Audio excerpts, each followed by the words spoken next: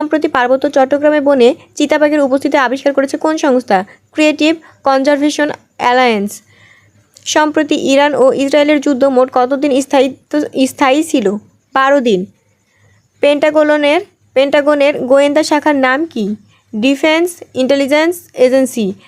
Ceasefire শব্দের অর্থ কী? যুদ্ধবিরতি। অক্সিয়াম 4 কি? প্রথম বাণিজ্যিক মহাকাশ ফ্লাইট। বিশ্ব মাদক বিরোধী দিবস পালিত হয় 26 জুন।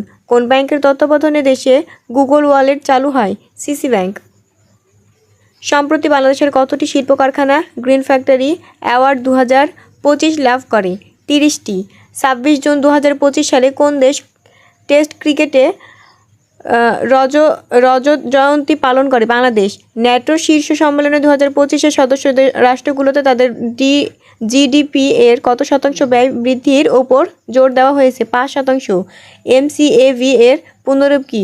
Money changer